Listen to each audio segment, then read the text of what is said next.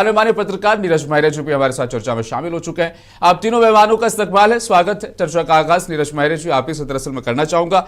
दो मुद्दे हैं देश के सामने। आपका वोट चोरी हो रहा है, सत्ता में जो सरकार है वो वोट चोरी से बनी है। दूसरा मुद्दा, पीएम की मां को गाली दी गई है, उससे पूरा देश मर्माहत है, बीजेपी आहत है और आज बिहार बंद भी हुआ। इन दोनों मुद्दों को किस नजर से आप फिलहाल देख रहे हैं?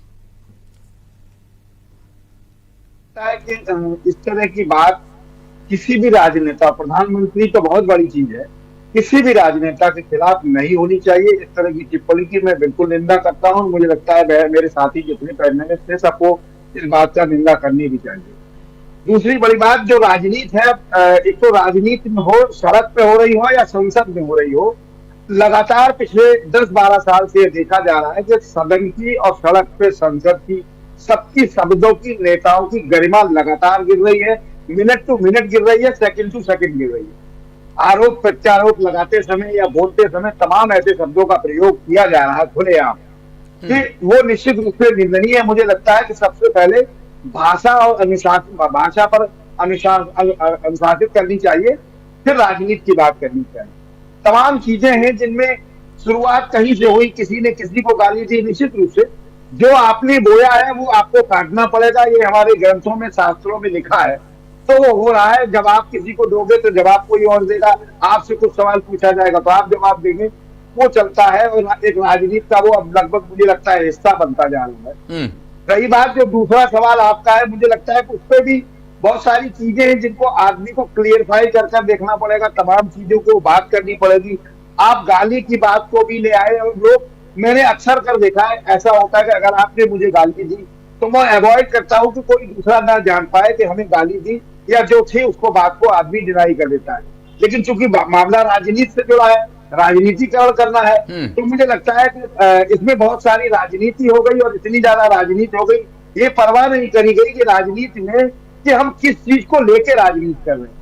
ये भी मुझे लगता है बहुत ज्यादा निंदनीय है, ऐसा नहीं होना चाहिए। ठीक है, क्योंकि दरअसल अगले मुद्दे पर, क्योंकि अब तक बिहार में एसआईआर हो रहा है तो आप वहां पर वोटर अधिकार यात्रा निकाल रहे थे, ये चीज समझ में आती है, लेकिन अब आप राजधानी दिल्ली में भी वोटर अधिकार यात्रा निकालेंगे। अब दरअसल यहां से ये प्रतीत हो रहा है कि खाता आपका पिछले 3 चुनावों से खुला नहीं है, तो वोटर अधिकार यात्रा को आप बना लो चुनावी मुद्दा और उसके सहारे खुद को जिंदा रखने की कोशिश कर लो। अब दिल्ली में भी वोटर अधिकार यात्रा। नीरज माहिरे जी, देखिए, मुझे नहीं लगता है कि वोट चोरी अकेली एक जगह हो रही है। अगर वाकई हो रही है तो सब जगह हो रही है, और नहीं हो रही तो कहीं नहीं हो रही है। पहली चीज तो ये क्लियरिफाई। अगर उन्हें लगता है कि बिहार में वो चुनाव है और वहां वोट चोरी का मुद्दा है, एसआईआर, जिसके तमाम चीजें ऐसे सामने आए, जिसके बाद आरोप लगे एक मकान में 100 लोगों का रहना, एक कमरे में 80 लोगों का होना, एक बिल्डिंग में 70-60 हजार लोगों का होना, ये तमाम चीजें ये सिद्ध करती हैं कुछ न कुछ गड़बड़ है। दूसरी बड़ी बात, अब अगर उन्हें राहुल गांधी को या कांग्रेस पार्टी को या अन्य किसी राजनीतिक दल को लगता है कि ये मुद्दा दिल्ली में भी है, दिल्ली की जनता के साथ भी हो रहा है, तो मुझे लगता है कि उनको करना है राजनीति। राजनेताओं का काम राजनीति है, तो वो तो राजनीति करेंगे। भाई, जब आप चुनाव में जाते हैं तो मटन, मछली और मुर्गा बेच रहे थे, कंगन बेच रहे थे, चूड़ी बेच रहे थे, बिंदिया बेच रहे थे, तो जो आदमी राजनीति करेगा उसको कोई ना कोई मुद्दा चाहिए। तो कम से कम मुझे लगता है कांग्रेस ने कम से कम मंगलसूत्र और मटन और मछली की बात तो नहीं की। वोट अधिकार यात्रा के माध्यम से वो एक जनसभा करेंगे, रैली निकालेंगे, लोगों को जगाएंगे। मुझे लगता है इसमें किसी को कोई आपत्ति नहीं होनी चाहिए। जी ठीक है। अब खेमचंद शर्मा जी, अब दरअसल मैं आप